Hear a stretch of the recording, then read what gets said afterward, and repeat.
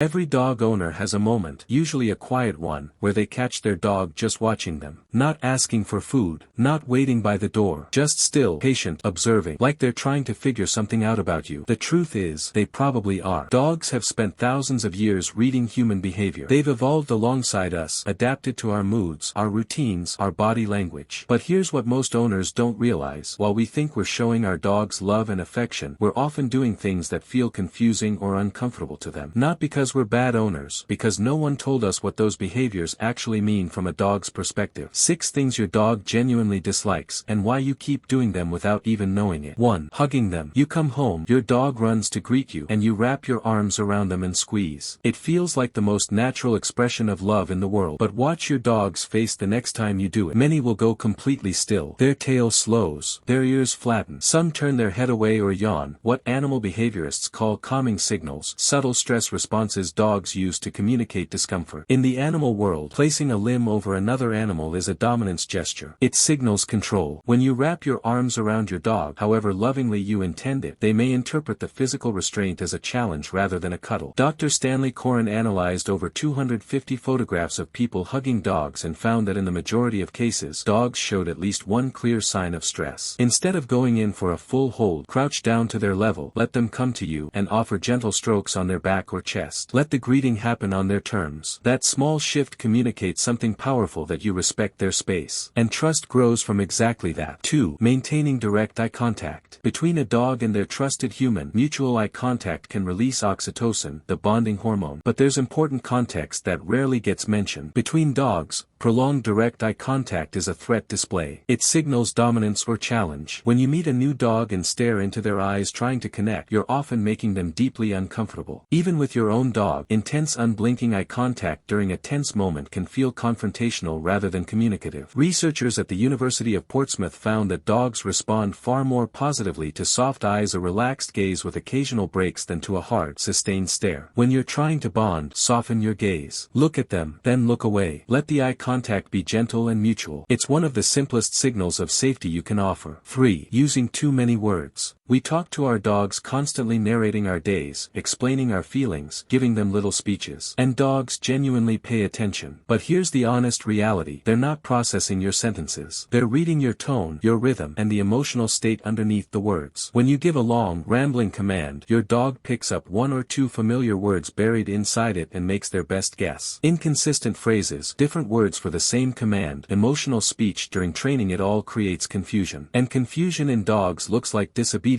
but it isn't. It's uncertainty. Research from the Family Dog Project in Budapest confirms that dogs process human speech using both brain hemispheres, but their comprehension is deeply tied to emotional tone. Shorter, cleaner, consistent commands build confidence. Your dog doesn't need a paragraph. They need a clear signal delivered with calm certainty. The quieter and more deliberate you become, the more they'll hang on your every word. 4. Forcing social interactions. Your friend comes over and loves dogs. Your dog retreats behind the couch. Your friend calls them over. Nothing. So you gently guide your dog forward, placing them near your friend. You mean well, but you've just overridden their choice, and that matters enormously. Dogs have different social temperaments. Some approach strangers with immediate confidence. Others are cautious and need time before they extend trust. Forcing the interaction doesn't teach your dog that strangers are safe. It teaches them that when they signal discomfort, you won't listen. Over time, that erodes the very thing most owners want most: a dog that trusts them completely. The moment you allow your dog to retreat without pressure, you're saying something powerful. I see what you need, and I'll protect that. That's the language of safety. Dogs who are given agency over their social interactions show lower stress levels and recover faster than dogs who are frequently pushed past their comfort zones. Let them choose. Their trust in you will deepen for it. 5. Inconsistent rules. Monday, your dog isn't allowed on the couch. Friday, you're tired and invite them up. Sunday, a guest arrives and the rules are back. From your perspective, that's flexibility. From your dog's perspective, it's bewildering. Dogs are extraordinary pattern learners, but only when patterns are consistent. When rules shift based on your mood or schedule, your dog doesn't learn sometimes the couch is okay. They learn the environment is unpredictable. And an unpredictable environment produces anxiety, not adaptability. This is one of the most common, and least discussed, sources of behavioral problems in otherwise well-loved dogs. The dog who acts out when guests arrive isn't being difficult. They're responding to a framework that just shifted without warning. Clear, loving boundaries consistently applied are one of the deepest forms of care you can offer. Your dog doesn't need you to be perfect. They need you to be predictable. That reliability is its own form of love. 6. Skipping the sniff. You're on a walk. You have a route, a pace. Your dog stops again to press their nose into a patch of grass that looks completely unremarkable. You give the leash a gentle tug and keep moving, but you've just interrupted something important. A dog's nose is between 10,000 and 100,000 times more sensitive than a human's. When your dog stops to smell something, they're reading an entire story: who passed through, when, what they ate, whether they were stressed or relaxed. Sniffing isn't a distraction from the walk. For a dog, sniffing is the walk. Dr. Alexandra Horowitz, a canine cognition researcher at Barnard College,